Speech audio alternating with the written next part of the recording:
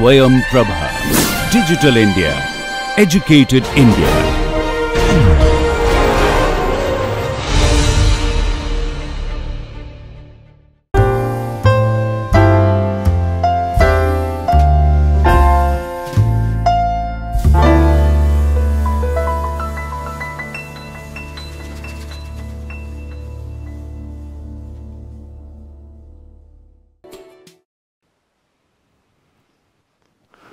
Today my lecture is on different types of bioreactors, because in the last class I tried to discuss the reaction kinetics, and at the same time I tried to discuss that what do you mean by reactors.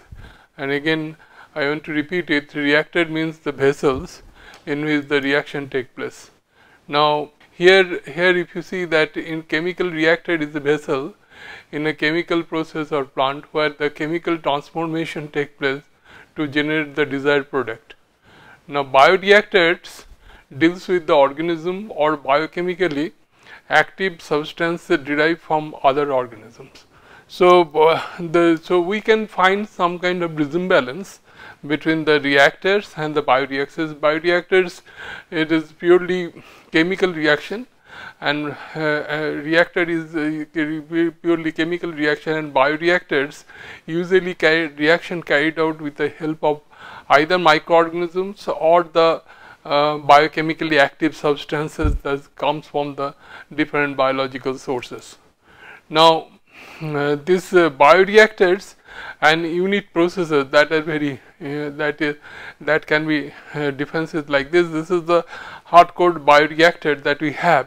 And if you look at that, this is connected, this is followed by some separator, heat exchanger, utility systems and the process controls, because these are the part and parcel of the bioreactor and unit processes. So to operate the bioreactors and subsequently after the reaction is over, all these processes will be involved in this particular process. Now let me discuss about the classification of the reactors, and it can be classified on the on three category. One is mode of operations. When you call about the mode of operations, we have three type of mode of operations we have. One is batch process, another fed batch and continuous process. Now batch process means we take the material at a time, let the reaction take place. After the reaction is over, we take it out. Fed batch means we put the raw material in a batch format. There is the input, but there is no output from the system. And after the volume reach, we stop the operation and take out the product from the reactor. And continuous system, we have continuous input and output from the reactor. Now it can be classified on the basis of geometrical configurations. As for example, we have tubular reactor. Tubular reactors is just like tubes that through the tubes that liquid that passes from one end to other end, and there is the agitated vessels, because we do the stirring inside the vessels, so that just to maintain the homogeneity of the reaction mixture, and so that substrate can freely interact with each other and give the products. And so and third is the contact patterns between the phases, like packed bed reactor, expanded bed reactor, fluidized bed reactor, trickling bed reactors, bubble column reactor and the air lift reactor. There are different types. You can see that packed bed reactors where the particles they are touching with each other, I will show you in the diagram, and expanded bed reactor, the particles they will be detached from each other, and fluidized bed reactor, it will be more detached from each other, and trickling bed reactor is something similar to packed bed reactor. And then bubble column reactor, we simply bubble the air through the liquid, and air lift reactor, we have some the inner draft tube inside this bubble column reactors. Now, reactor classification based on the mode of operation. This is, I told you, the batch reactor. This is most ancient, I can say that the old type of reactor, that is, and basically easy to operate, because you take the raw material at a time and let the reaction take place, and after the reaction is over you take out the material. And you know, India has more than 250 distilleries that we have, which produce the ethanol from cane molasses, and most of the ethanol fermentation process, if you look at early days, it is batchly operated. Recently it has been, some of them has been converted to the continuous process. Then we have chemical industry like dyes and inks production industry that use the batch process, and particularly the waste treatment process, we largely use the this batch process.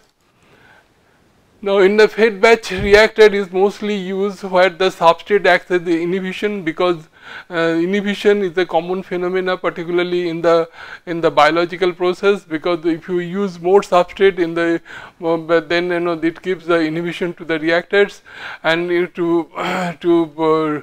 in case of this substrate inhibition, it is usually recommended that that fed batch reactor is usually preferable. The heat can be defined as the tank in which the reactants are charged initially, and limiting reactants is added continuously during the operation.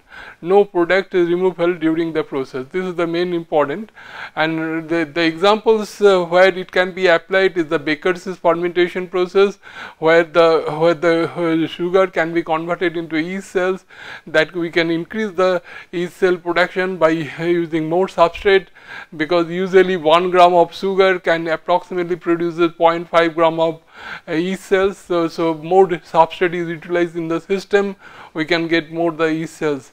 And also in the pharmaceutical industry, particularly for the production of secondary metabolites. Then we have this continuous reactor, particularly we have continuous flow reactor vessel in which the reaction is fed continuously and products is withdrawn continuously from it. But here I want to point out, most of the continuous reactor usually operated in the batch mode and let the reaction take place. When the reaction take place, rate of reaction is maximum, then we start feeding one end and take the products from other end. The application is the ACP production. ACP is the single cell protein production, high fructose corn syrup production, that is usually taking place by using immobilized glucose isomerase enzyme. We pass glucose as a substrate which converted to fructose and activate a sludge process, which is nothing but CSTR with cell mass recycling. And it can be schematically it can be represented like this. In the batch process, we take the substrate at a time, let the reaction take place, and then in the fed batch we keep on feeding the substrate in the batch pattern, and when the reactor volume reaches to the maximum, then we stop the operation and take out the product. In the continuous system, there is a continuous inflow. You can see the continuous inflow and continuous outflow from the reactor. Now, the reactor classification based on geometrical configuration, we have tubular reactor, like plug flow reactor. Tubular reactor looks like this. It is like a tube. You can see that liquid is feed is coming in one end and product is going out in other end.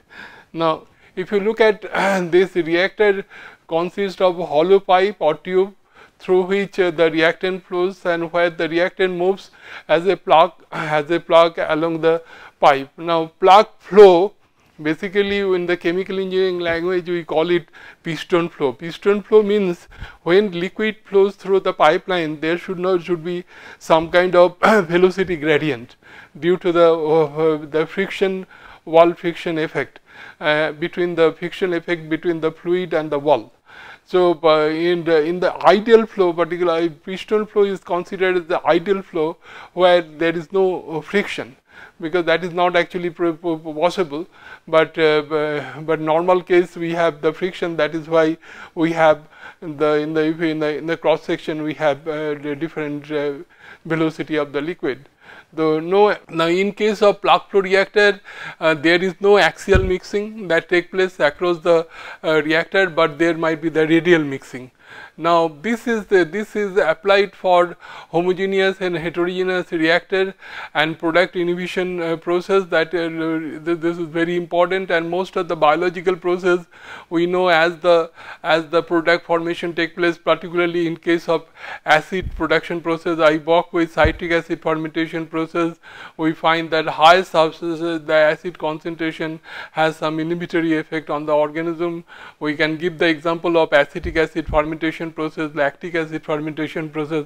All this has some kind of inhibition effect. Even in the ethanol fermentation process, ethanol has some kind of inhibition process. So in case of product inhibition, this plug flow reactor usually recommended. In my next lecture I shall explain to you why the plug flow reactor is chosen for product inhibition. And high temperature reaction also, this plug flow reactor is usually preferable. Next is the continuous start tank reactor. This reactor is very easy to operate. The reactant and the products are continuously added and withdrawn, while the contents within the vessels are vigorously stirred using the internal agitation. So this is like this, that just we put the starter. Main purpose of putting the starter is to maintain the homogeneity of the reaction mixture.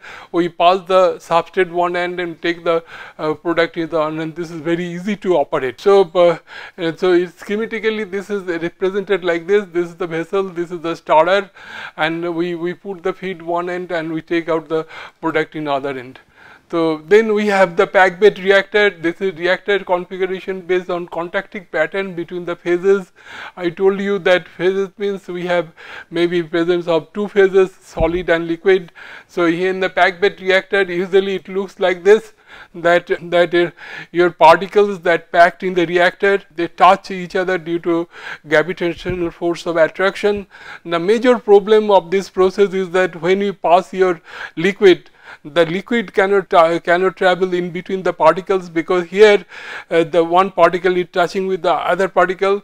So when that is why whole portion of that solid matrix will not come in the contact with the liquid. So your rate of reaction in this system will decrease to a great extent. This is the major drawback of this packed bed reactor.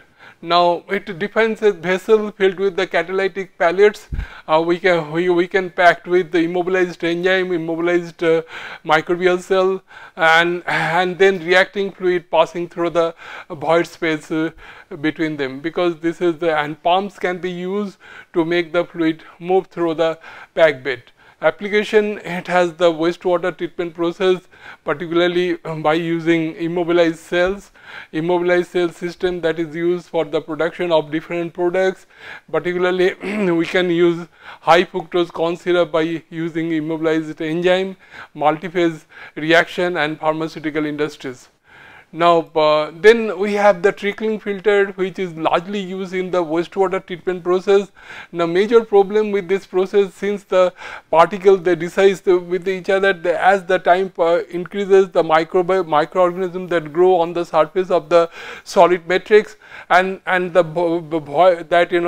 porosity of the bed will be lost. As the porosity of the bed is lost, then there will be channeling effect. As soon as there will be channeling effect, then the performance of the reactor will drastically go down. So this is the major problem that we have with this trickling filter.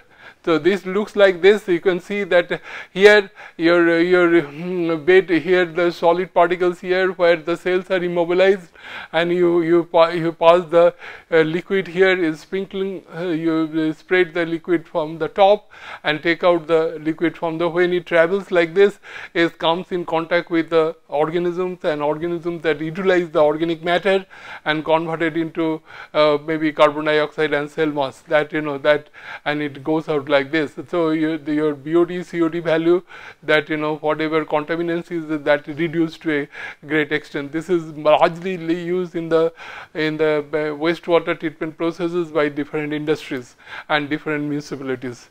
Another very efficient reactor we consider as a fluidized bed reactor, and the reason is that this reactor, why it is efficient, because the particle, you can see that they are not touching each other, they are separated from each other, and here we pass the fluid as a very high velocity, so that the gravitational force, because when we pass fluid at the high velocity, then there will be some kind of axial force, and if the axial force is more than the gravitational force, then what will happen?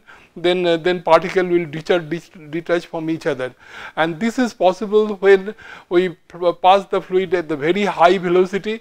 And the problem is that when you pass the fluid at the very high velocity, the hydraulic detention time is what? Hydraulic detention time is nothing but volume by volumetric volume of the working volume of the reactor divided by the volumetric flow rate. Now if the flow rate increases, then what will happen? The hydraulic detention time will be very less. The hydraulic detention time is the time the liquid resides in the reactor, and that is actually the reaction time.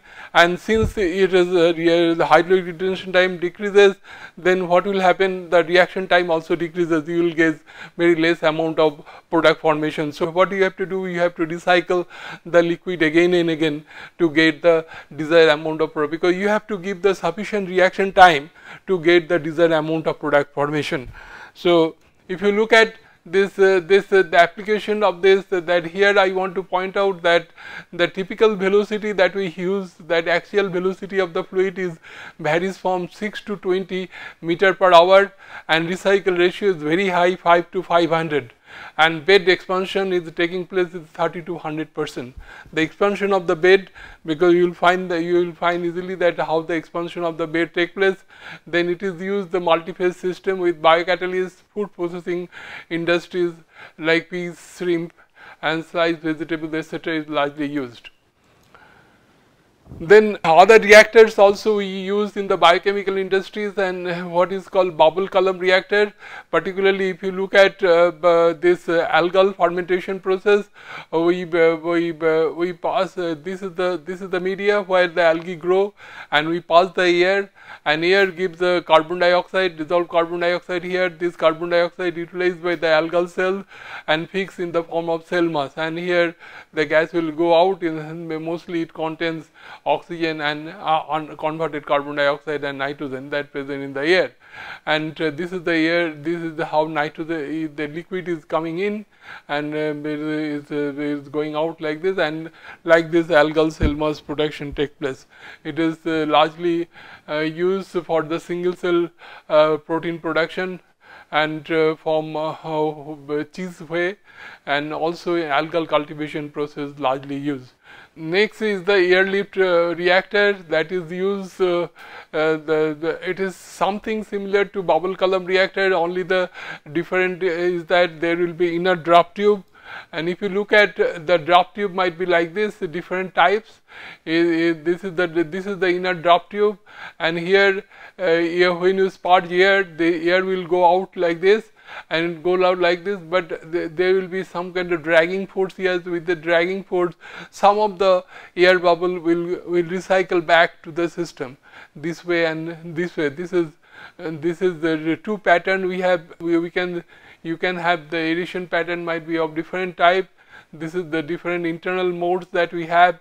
We can have the aeration here, and then that air bubble will come here with the dragging force, and this is the external circulation system that we have. Through which we can have some kind of air bubble that they recycle back to the liquid again, so that your mass transfer in the system that increases.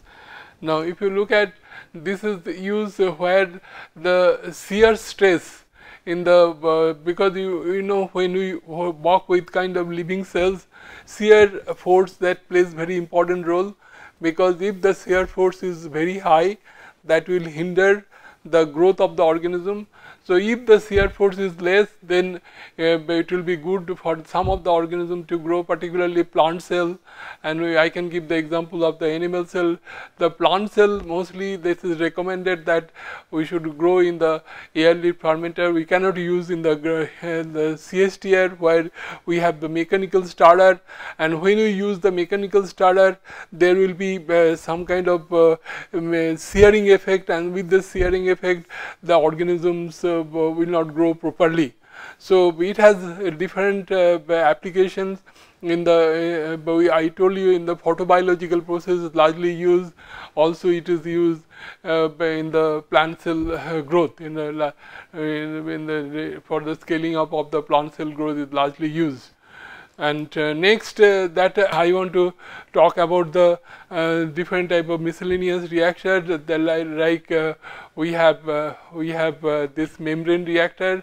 We have we can have the membrane here. You can see this the membrane, and we pass the we can fix our enzyme or your microbial cells here. When you pass your substrate, it will come in contact with this enzymes and cells, and then you can have the desired product at the end. So, this is largely used in the monoclonal antibody production. You can see that monoclonal antibody production is also wastewater treatment process is used, also is used for the hydrogenation of the ethanes, that is largely used. Now I want to talk little bit on the construction of material. That is very important, that what are the materials that usually recommended to prepare the reactors. And first characteristics of the material, it should be flexible and it should be durable, because you know that the reactor life should be minimum 10 years, 10 to 20 years we have. So, on the basis of that, we should have this the reactor. We should select the construction material accordingly. Then it should be non-toxic to the reactant and the product. This is very important. If it is toxic, then naturally your product formation will be affected. Then resistance to the chemical and metabolic products by the organism. So, during the microbial conversion process, or there may be the enzymatic reaction, some product formation is there. So, your material of construction should resistance to that, resistance to weathering. This is another, and low cost and availability. This is very important, because cost is a very important factor as far industry is concerned. And most of the biochemical industry, if you look that that construction of material is mostly made of stainless steel, and stainless steel quality depends on the composition of the alloy that we have in that stainless steel. And here I pointed out that if it contains 12% of chromium, that prevent the corrosion, and 8% the nickel, it gives the austenitic structure, which is called smoothness structure of the stainless steel. And even we have seen, if we use the little bit of molybdenum, that further increase the acid resistant property of the stainless steel.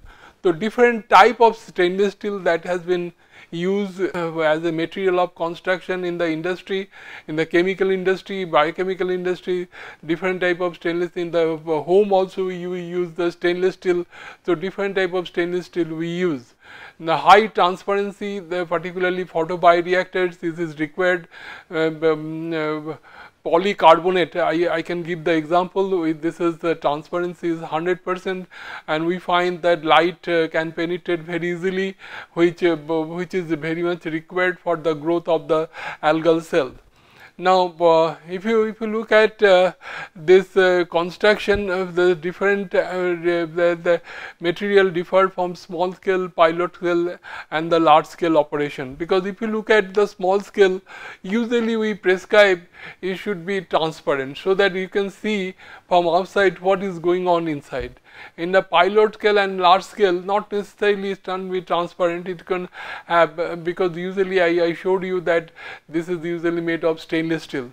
And why it's stainless steel? The reason is that if you look at the microbial fermentation process, we have different type of organic acid formation take place, and this organic acid has some corrosive property, and due to this corrosive property we usually recommend it should be stainless steel. Stainless steel can resist that corrosive property of the nature of the fluid. Now we have this different quality of stainless steel. We can have SS304, SS304L, SS316, SS316L, SS317, and for the small scales and big, also for pilot scale industries. I work with citric acid industry, and since we are producing citric acid, and citric acid has a lot of it has quite a light corrosive property, so we usually prescribe SS317 for that. Then stainless steel, I told you 4% chromium that we have in SS304, SS304L and SS316L, mild steel and coated with glass epoxy. Epoxy particularly I want to mention in case of mild steel. Suppose in case we use the mild steel, we use the epoxy coating on the surface of the mild steel, so that it makes a barrier between the liquid and the material of construction, and it has the resistant property. Particularly we know the sulfite, if it is present in the liquid, that gives some kind of corrosive property, and not in presence of some acidic media. So the epoxy is a very good coating material which can give a protection to the mild steel material, which so that liquid will not come directly contact with the metal surface. This is largely used by the industry, and it is very useful. And we can see that here that lab scale and commercial scale reactor, how it looks. And the lab scale, I told you that usually we prescribe that it should be transparent, so that from the outside you can see that what is going on inside the reactor. You can have the visual observation like this. But industry, it is not possible. It is a very bigger scale. We operated in a very high scale that you can see. So here what we do at the top, we have the watch glass. One end we put the light, another end from other glass you can see that what is going on inside the reactor. That is in practice with the industry. So this we'll discuss more in details in my subsequent lectures. Thank you very much.